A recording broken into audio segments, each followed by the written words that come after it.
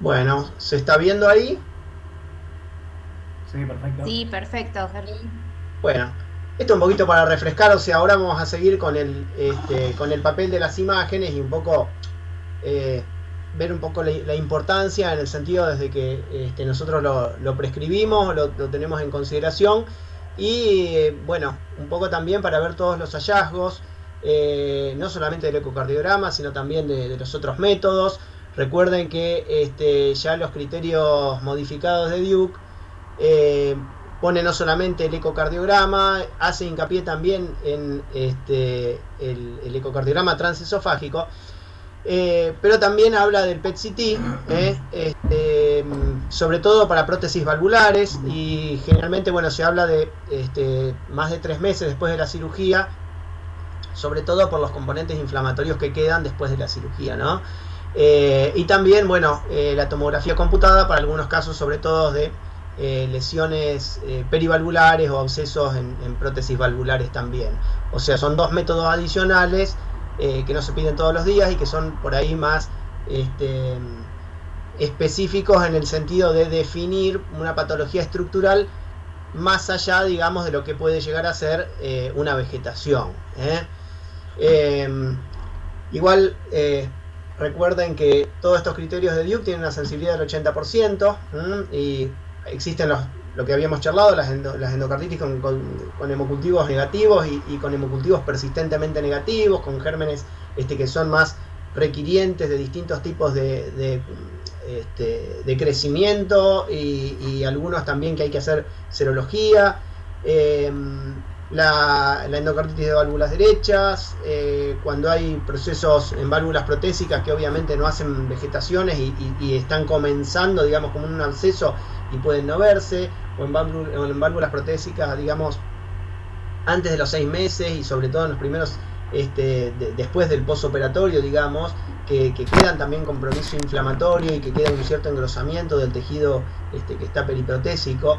Y también en las endocarditis de pacientes con marcapasos o, bueno, o otros dispositivos. Recordemos también que los transesofágicos, en más del 30% de los casos hubo que repetirlos, y que fueron positivos justamente, porque al principio no habían encontrado evidencia y después vamos a ver cuáles son las causas también de falsos negativos.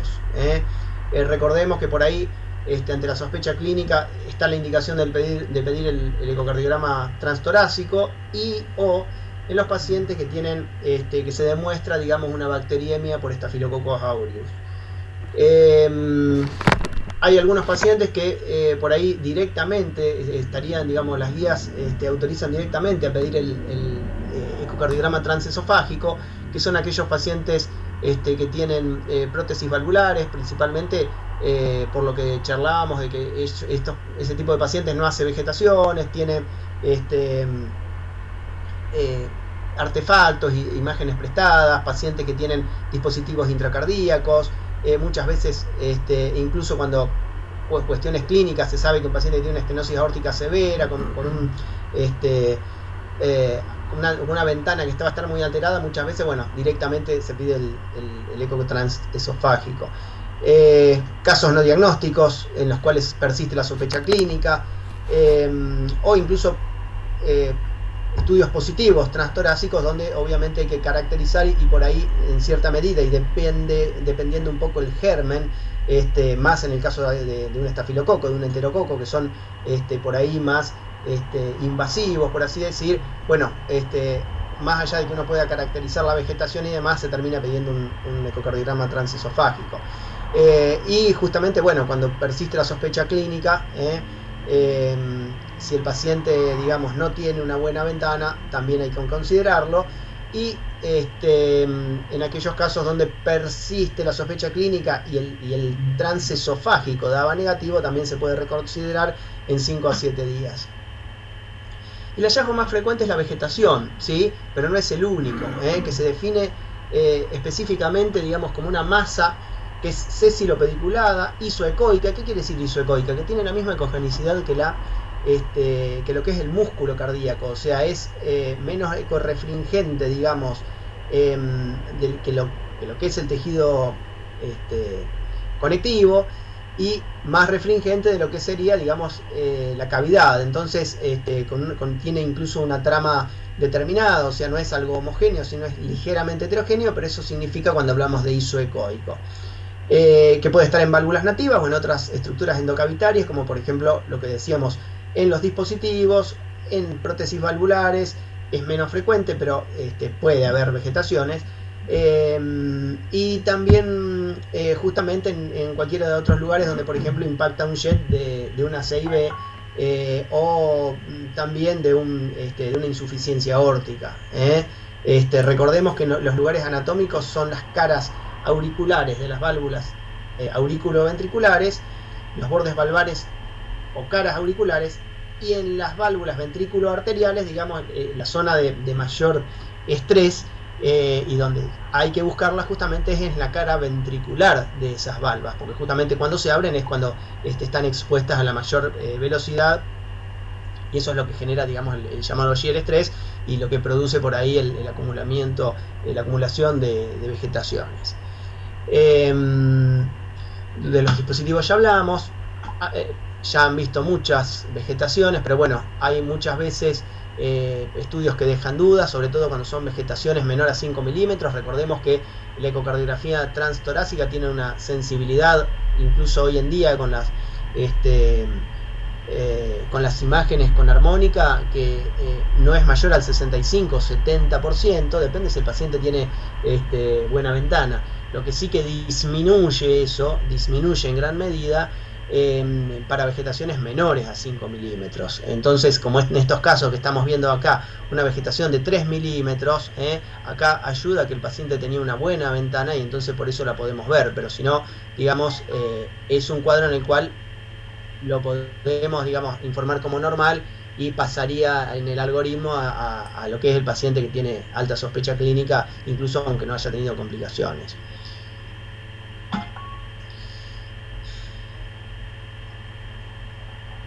Este es el caso típico de un cuadro localizado a nivel anular, en este caso a nivel anular anterior. Ahí se ven irregularidades, impresiona ver también vegetaciones, y esos pacientes son los que después vamos a ver que tenemos que seguir la evolución. Y este es el caso, por ejemplo, también de un paciente con una vegetación grande, producto de una endocarditis micótica. El otro día hablamos que la endocarditis micótica se da aproximadamente, o sea, tiene en un lugar de un 2% más o menos. Los gérmenes más frecuentes son la cándida y el aspergillus. Tienen mayor mortalidad, y hay que sospecharlos también en pacientes drogadictos endovenosos, también en pacientes poliinstrumentados, y cursan también con mayores complicaciones y mayor necesidad de cirugía reparadora.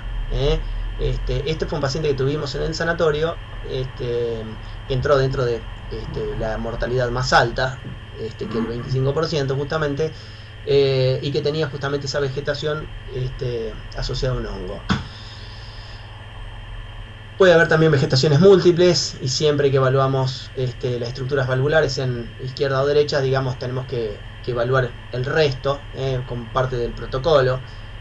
Como en este caso que estamos viendo prolapsando ahí en diástole en la válvula aórtica, y también vemos en la válvula mitral, y no en el lugar más frecuente, porque ahí estamos viendo una vegetación que aparentemente estaría en la valva posterior, pero lo más frecuente es la valva anterior cuando hay endocarditis de válvula aórtica. Y vemos incluso en todas las valvas los bordes despulidos, como estas imágenes verrucosas, heterogéneas, que eso es la definición típica de vegetación en curso.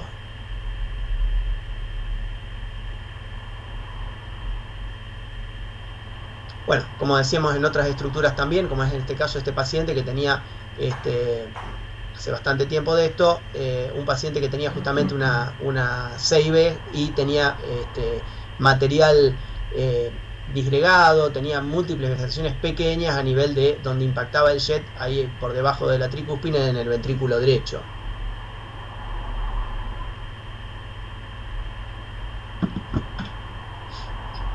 Y el ecotrans torácico, transesofágico 3D, ayuda obviamente que aumenta por ahí la sensibilidad diagnóstica, pero también es una ayuda en sentido para la interpretación y sobre todo, como decimos siempre, para el cirujano, para que lo vea un poco más representado, que nosotros, digamos, lo podemos llegar a proyectar como si lo estuviésemos viendo desde la aurícula o desde el ventrículo, de acuerdo a la válvula que veamos. No me voy a detener en esto. También lo que dijimos de las vegetaciones asociadas a los catéteres, que muchas veces pueden estar no solamente en las cavidades, sino también las cavidades auriculares o ventriculares, sino que también en la vena cava inferior misma o superior, donde venga el catéter.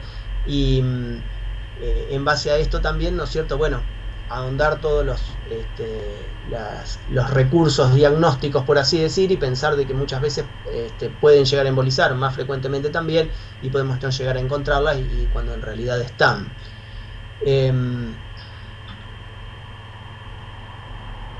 Hay otras veces también que tienen o que están muy comprometidos con las estructuras valvulares, y eso también es importante. Hay veces que uno lo puede decir y hay veces que no. O sea, por ahí una vegetación muchas veces no se inicia en el catéter mismo, sino que puede iniciarse en la estructura valvular por la insuficiencia que queda el paciente. Recordemos que los catéteres de marcapaso que menos insuficiencia valvular dan son los que quedan entre la valva septal y la valva posterior.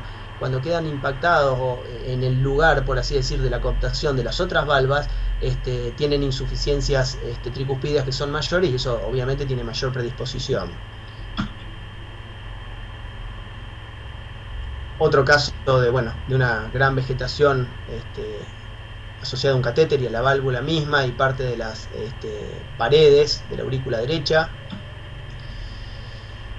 Y ahora bien, pasamos a otro de los hallazgos que por ahí tienen que ver, ¿no es cierto?, con los criterios imagenológicos y criterios mayores, y que tenemos que ser bastante perspicaces cuando estamos evaluando una válvula protésica y, digamos, tratar siempre de descartarlo. ¿Y qué estructuras, sobre todo, ir a ver? Bueno, justamente la fibrosa mitroaórtica, si es una válvula nativa, y si es una estructura protésica es mucho más frecuente en la válvula aórtica, porque en realidad también son más frecuentes las válvulas aórticas, los implantes de válvula aórtica, y justamente, bueno, eso es lo que hay que tratar de discernir y de estudiar, ¿sí? Los abscesos sabemos que son áreas con contenido necrótico y que tienen generalmente una cápsula, y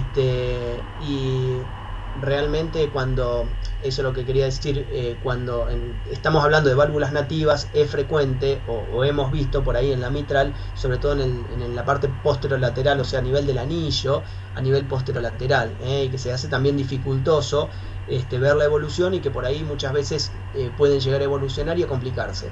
Una cosa importante, que siempre que hablamos de vegetación, hablamos de un proceso de una endocarditis no complicada. Ahora, cuando ya estamos hablando de otro tipo de estructuras, como es el absceso, las fístulas y demás, lo que vamos a ver ahora, ya estamos hablando de signos de endocarditis complicada, y cuando hablamos de endocarditis complicada estamos hablando de una mortalidad que va a ser mayor, y de justamente otras cuestiones que nos hacen no solamente a plantearnos que es un paciente de tratamiento médico, sino que también ya entramos en otro terreno, que es el quirúrgico, ¿sí? Acá vemos, bueno, este era un paciente con una válvula protésica biológica, que vino con un síndrome febril, prácticamente séptico y demás, y aparte de semejante vegetación que se veía ahí bailando y danzando, ¿no es cierto?, tenía todo este material alrededor de la prótesis valvular, ¿sí?, que después terminó comportándose, como se ve acá arriba, con que esto era todo un material purulento. Y después, bueno, son otra de las complicaciones son los pseudoaneurismas. También podemos conocer al paciente ya con un pseudoaneurisma, y eso básicamente es por drenaje del contenido del absceso, es una evolución, que eso es impredecible. Generalmente los gérmenes que más frecuentemente dan abscesos es el estafilococo por lejos, y también el enterococos, algunos coagulasa negativo. Y bueno, realmente son cuadros que sabemos a dónde estamos, pero no sabemos después a dónde va a terminar. En este caso, un paciente que tenía una vegetación acá a nivel del cable, ¿sí?, y tenía también todas estas estructuras, o sea que partió aparente, o lo que podríamos ser, o lo que podríamos esperar que haya sido a partir del cable, y después fíjense cómo drenó cómo drenó a este nivel, y justamente esto tenía en sístole, a ver si se ve. Sí, ese paciente. Fíjense cómo en sístole se llenaba esta cavidad, y en diástole se vaciaba. Acá tenemos de nuevo, fíjense, o sea, acá esto se ha fistulizado, ¿sí? ¿Y hacia dónde está la fístula ahí? Está incluso a nivel supraanular. Estos pacientes no se sabe, digamos, si este pseudoneurisma va a terminar haciendo una fístula hacia la aurícula izquierda o va a quedar solamente como un pseudoneurisma, digamos, eso no se sabe. Y este paciente, por ejemplo, es otro caso de hace mucho tiempo, el hospital italiano, donde fíjense la cavidad, cómo le dio tiempo. Esto no era un estáfilo, esto había sido un estreptococo. Cómo le había dado tiempo a hacer toda esta cápsula fibrosa. Fíjense que estaba acá, a este nivel, a nivel anterior y retroauricular, ¿sí? Que acá con el modo M lo que estamos mostrando es que cuando, como veíamos hoy, acá en sístole, esta es la aurícula izquierda, esta es la aorta, este es el tracto de salida, como en sístole esta cavidad, fíjense, es lo que tenemos acá, cómo se agranda, y en diástole se colapsa justamente por el jet que iba, o que había fistulizado, por así decir, ese espacio con el tracto de salida. Y la fístula propiamente dicha, bueno, es cuando comunican dos cavidades ya conocidas y preformadas, digamos. Y por ahí este paso puede ser evolución de un absceso y evolución incluso del pseudoneurisma que habíamos visto. Siempre se considera como el estafilococo, aunque no es el único, como el principal causante de este tipo de evolución, por así decir, de una endocarditis complicada, lo que estábamos hablando hoy. Y acá este es un caso que habíamos tenido hace poco, con esta gran vegetación, con este proceso por ahí que se veía un poco raro ahí a nivel del anillo mitral, y cómo después terminó fistulizando, e incluso había una perforación valvular. Realmente son casos graves. Las dehiscencias protésicas, por ahí un poco es un término que ya está puesto desde hace bastante tiempo, incluso de la ecocardiografía bidimensional sobre todo, y era justamente cuando por el proceso inflamatorio o infeccioso se formaba, digamos, un absceso perivalvular, periprotésico, y eso determinaba que los puntos obviamente no quedaran fijados, se arrancaran, por así decir, y la válvula protésica tomara una especie de movimiento, ¿no es cierto? Y eso llevaba a que se la pueda identificar incluso con la ecocardiografía bidimensional, ¿no es cierto? Obviamente que ya con el color, cualquier válvula protésica lo que va a dar es una marcada insuficiencia, y tiene que haber, para que solo se vea sin el color, una dehiscencia de al menos un 30% de la superficie de la válvula, que eso generalmente es lo mismo que decir insuficiencia perivalvular severa. Entonces, bueno, es un término también que los criterios de Duke lo ponen, como otro de los criterios, como las vegetaciones. Lo que decíamos de las perforaciones, bueno, las perforaciones generalmente uno las ve en las válvulas, y generalmente lo que más hemos visto en la valva posterior mitral, pero en la valva anterior también, digamos, asociada a vegetaciones de la válvula aórtica, y en la aórtica también lo hemos visto. Y básicamente acá lo que generalmente ha habido, y una vez tuvimos un paciente con muy mala ventana y que venía con estudios previos y demás, o sea, en los primeros estudios lo que tenía en realidad cuando llegó al sanatorio era un absceso a nivel de una de las valvas, y que justamente, obviamente, eso después se rompió e hizo, digamos, una perforación. Este es otro caso de una válvula aórtica protésica, ¿sí? Donde hizo un absceso a este nivel, y ese absceso determinó, aparte de eso, a nivel de la fibrosa mitroaórtica, que se perfore, y eso es lo que se ve acá. Esta es la valva anterior mitral con esa perforación, y justamente es un paciente que, bueno, le hicieron, bueno, una técnica especial para recambiarle la válvula aórtica protésica que tenía y cerrarle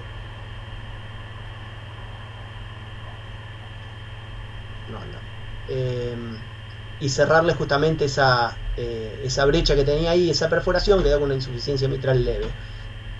A ver, ¿por qué no anda? Esa es la insuficiencia mitral que le quedó.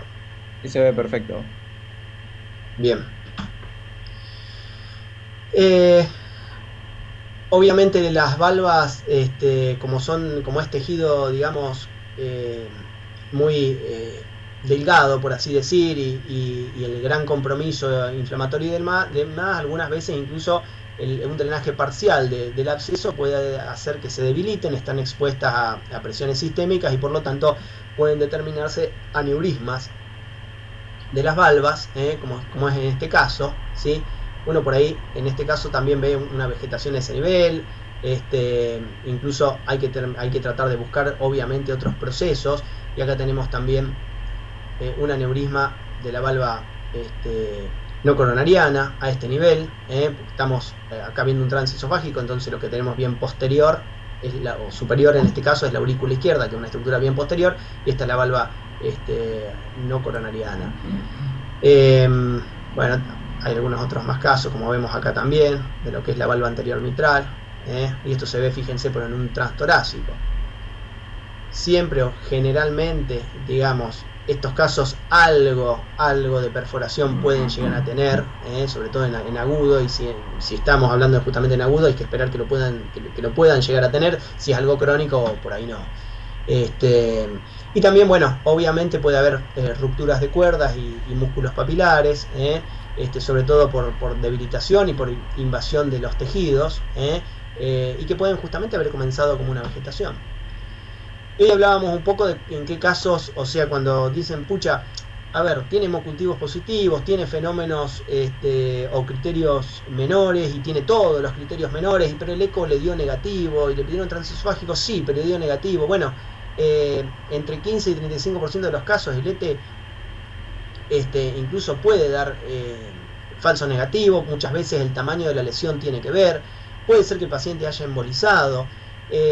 Puede ser que también haya, lo que decimos siempre, los artefactos, sobre todo cuando tenemos prótesis valvulares, y también es importante remarcar los postoperatorios de las válvulas protésicas, justamente porque siempre hay un tejido inflamatorio que, sobre todo dentro del primer mes, es muy importante, y uno tiene que decir ahí, pucha, a ver, ¿cuánto mide lo que se ve por fuera del anillo, digamos? ¿Puede ser absceso o esto es solamente tejido inflamatorio post cirugía? Entonces son todos casos en los cuales con un segundo ET, entre los 5 o 7 días, digamos, podemos llegar a aclarar mucho las cuestiones. Y también hay falsos positivos, ¿no es cierto? Porque puede haber estructuras normales que semejen ciertas condiciones. Puede haber vegetaciones que no sean infecciosas, como es el caso de las de Lehmann-Sachs. Puede haber vegetaciones curadas que por ahí van a tener, y uno por ahí se atreve, por así decir, sin tener un eco 3D, digamos, y sin conocer al paciente, que por ahí ciertas estructuras que uno ve pueden ser vegetaciones curadas porque son más ecogénicas, de bordes más regulares, muchas veces no tienen tanta movilidad. Lo mismo los strands, cuando hay calcificación del aparato ánulo-valvar, y cuando hay panus, digamos, en lo que son las prótesis valvulares. Recordemos el panus, que es un tejido degenerativo que crece en las prótesis valvulares, que generalmente lo hace desde la periferia hacia el centro, tanto en las prótesis biológicas como en las prótesis mecánicas.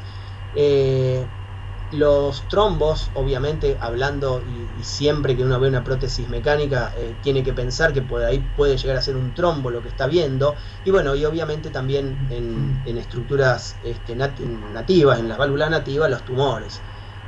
Eso es importante de destacar y de ver y de evaluar, digamos, las características un poco de todo lo que uno está viendo, porque puede llegar a ser que el paciente, por ejemplo, tenga un fibroelastoma. Generalmente los fibroelastomas comienzan como estructuras pequeñas y no llegan por definición a hacerse estructuras tan grandes por el hecho de que generalmente embolizan antes. Entonces, bueno, esas son las cuestiones. Y un poco, bueno, lo que habíamos visto repasando de las indicaciones. Y recordemos también que no es solamente quedarse a mirar qué pasa con todas las alteraciones anatómicas que uno está viendo, o los hallazgos, digamos, de lo que es la endocarditis, el proceso, y descartar las otras, el compromiso de las otras válvulas, y si el paciente tiene un catéter.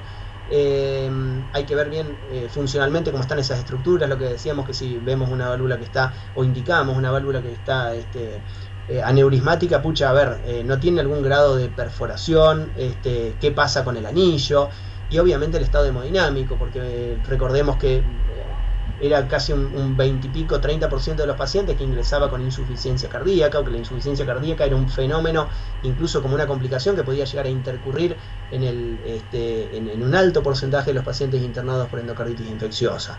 Entonces, todas esas evaluaciones tenemos que verlas y tenemos que informarlas, ¿sí?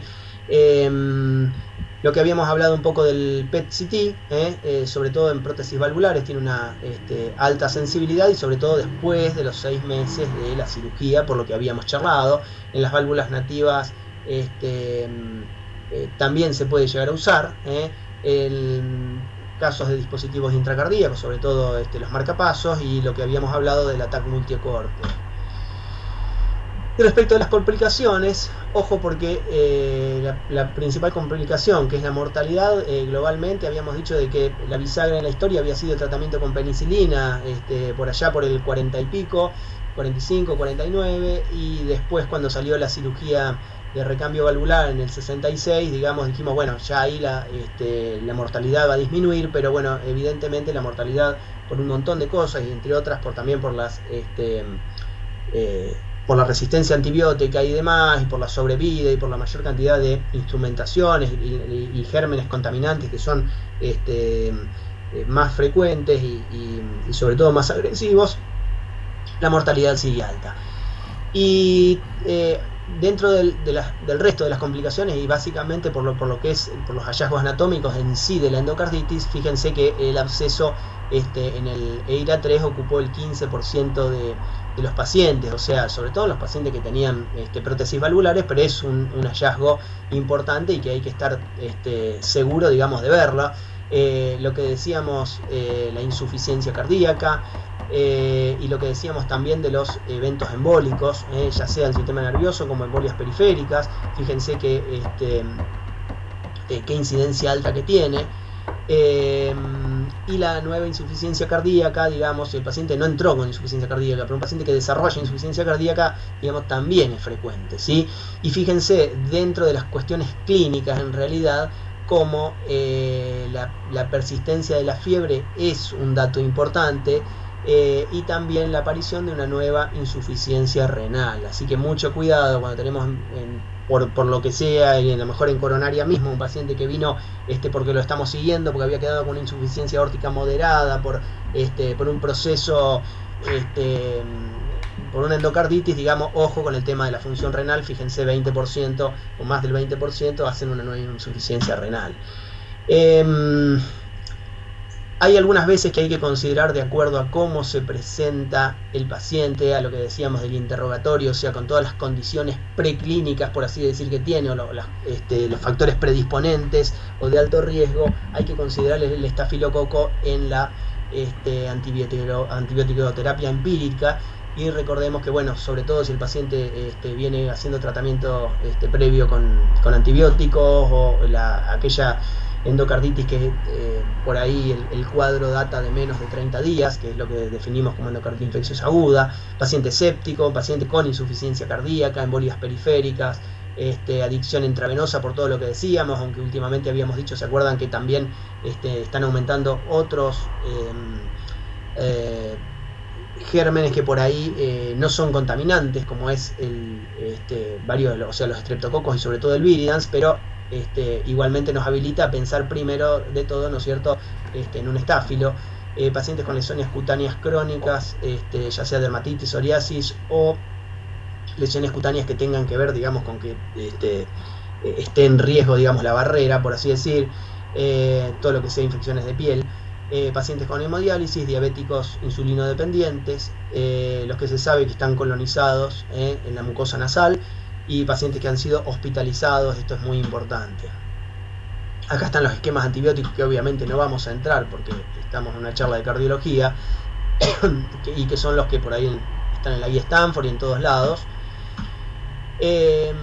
Y ahora sí, por ahí, como cardiólogos, nos toca por ahí definir o decidir si un paciente debe o se le indica una cirugía. Y la cirugía de emergencia, claro, es una cirugía que es dentro de las 24 horas y es la que ningún cirujano quiere hacer, obviamente, porque a ver, una cosa es que estemos hablando de un paciente de muy bajo riesgo y otra cosa es que estemos hablando de un paciente séptico, ¿sí? Aquel paciente que tiene insuficiencia cardíaca o shock cardiogénico por la disfunción valvular, generalmente, digamos, obviamente uno trata de compensarlo de la mejor manera, pero sabemos muy bien que a medida que pasa el tiempo la mortalidad aumenta. Entonces es una de las indicaciones en cirugía de emergencia. Otra de las indicaciones es las vegetaciones mayor a 10 milímetros, pero cuando el paciente ha tenido episodios embólicos. Y esto es un poco que lo traigo a consideración después con la siguiente premisa, porque las vegetaciones muy grandes, mayor a 30 milímetros, tendrían indicación quirúrgica, como también las mayores a 15 milímetros, ¿no es cierto?, que tienen o que cursan con una enfermedad valvular severa, insuficiencia severa, o paciente de muy bajo riesgo quirúrgico. O sea, a ver, después ya es tarde. Mayor a 15 milímetros tienen mucho más riesgo de embolizar, pero también lo tienen las que tienen 11 milímetros. Entonces, muchas veces hay que ver un poco cuál es la respuesta que tiene el paciente, cómo viene comportándose, qué tipo de hemocultivos tiene, digamos, y en base a eso un poquito ver cómo se sigue, ¿no es cierto? En las embolias solamente los ictus hemorrágicos, ahí sí se debe posponer la cirugía por un mes. Y cuando tienen aneurisma cerebral, primero hay que resolver el tema del aneurisma, justamente. Y bueno, también de acuerdo a cómo se den las cosas, ¿no es cierto?, los pacientes con marcapasos y dispositivos también tendrían la indicación de realizar cirugía dentro de las 24 horas o al menos dentro de los 7 días. Y justamente pasando a esta consideración, ¿no es cierto?, toda vez que uno hable de infección no controlada, que son en pacientes por ahí que tienen esta evolución, como por ejemplo una perforación, una fístula, un absceso, una dehiscencia valvular, pero que se mantiene estable, igualmente, ¿no es cierto?, como habíamos un poquito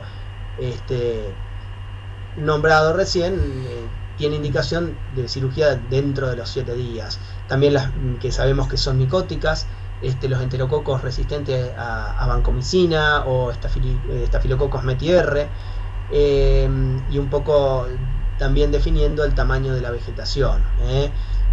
Igualmente sabemos que una adecuada respuesta a tratamiento antibiótico, y adecuada respuesta a tratamiento antibiótico habla al menos de una disminución de los episodios febriles. Ya hay una disminución muy importante de las complicaciones. O sea que es fundamental cuando nos presentan un paciente, decimos, bueno, ¿cuánto tiempo hace que está con tratamiento antibiótico?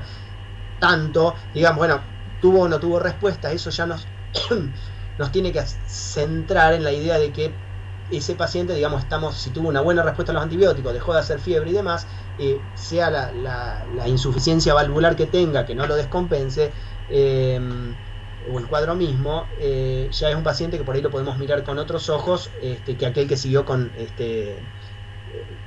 fiebre persistente, ¿no es cierto?, y demás manifestaciones como la insuficiencia renal, etcétera. Ya ahí estamos hablando de otro tipo de paciente.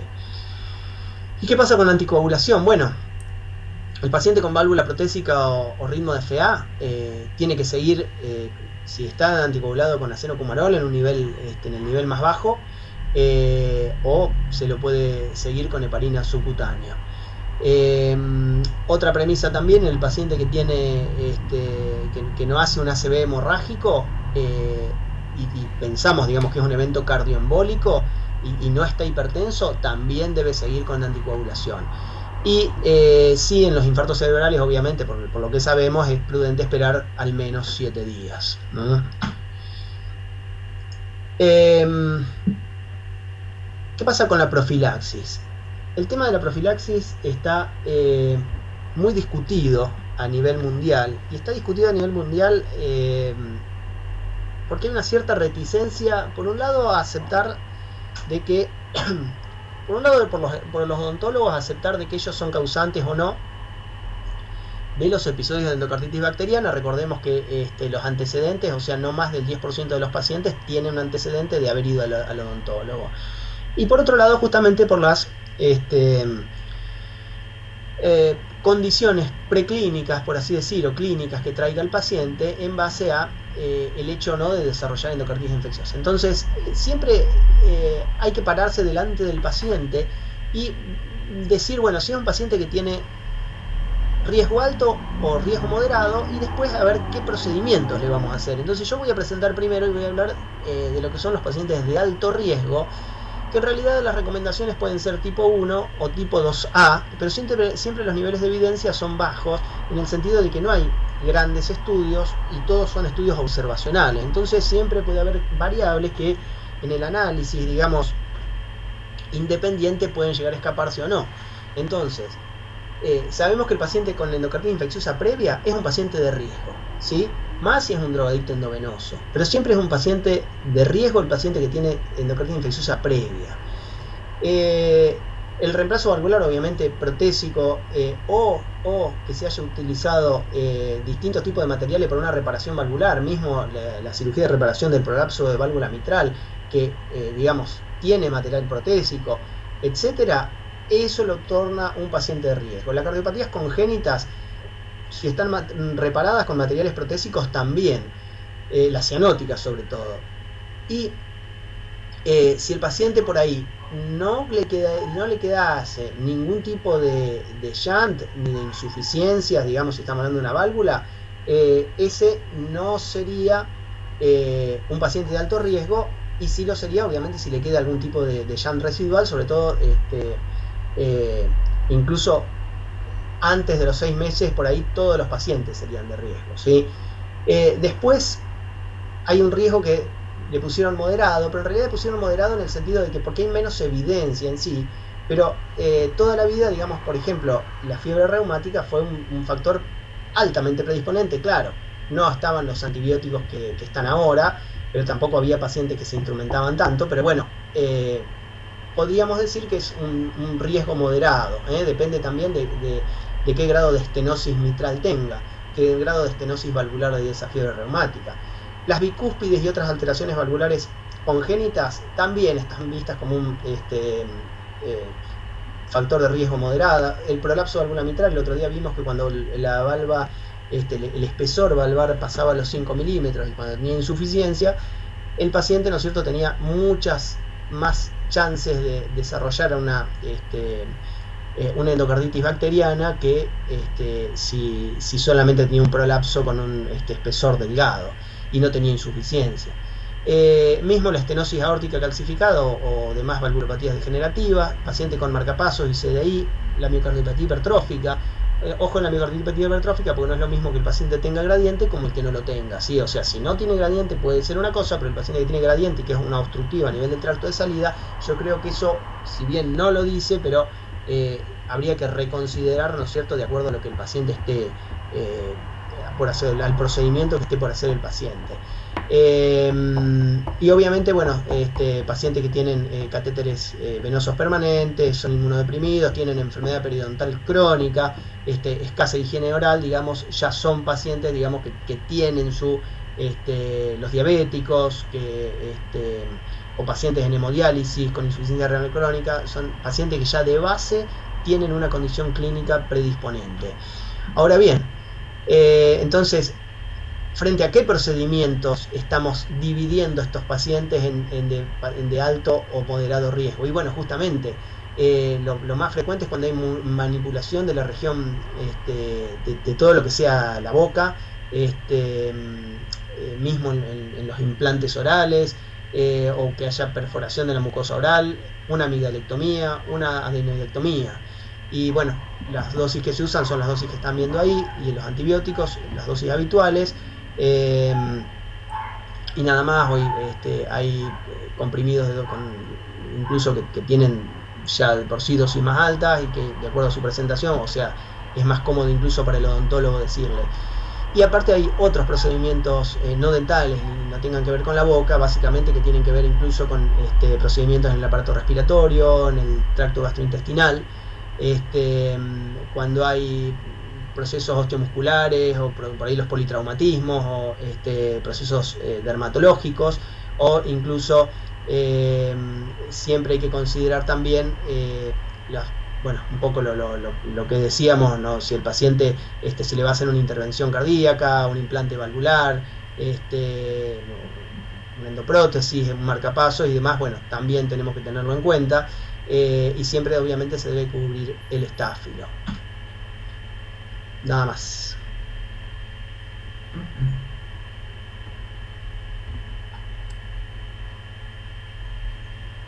Muy buena, Germán. Completita. No sé si quieren repasar algún concepto anterior o algo en particular. Yo creo que la endocarditis es la condición clínica que más frecuente nos junta a todos los cardiólogos, y no solamente, digamos, un poco en el sentido como una condición extracardíaca, por así decir, pero nos junta a todos los especialistas y subespecialistas. Entonces, lo fundamental acá es el Heart Team que hacen tanto hincapié hoy en día. Yo creo que nada, que es así, porque realmente no, de otra forma es imposible, si no conocemos la evolución del paciente, si no conocemos los antecedentes que trae, si no conocemos si incluso tuvo una endocarditis previa o no. A lo mejor te dice, sí, yo una vez tuve un mes fiebre y después se me fue, y después me dijeron que tengo un soplo que me puede haber quedado de ahí. Es mucho interrogatorio de todo el que le va a poner una mano al paciente o que va a hacer algo con el paciente. Es mucho interrogatorio, porque sobre todo el tiempo que se pierde en tratarlo es tiempo que vale oro, casi como la cardiopatía isquémica. Entonces es importante desde ese punto de vista.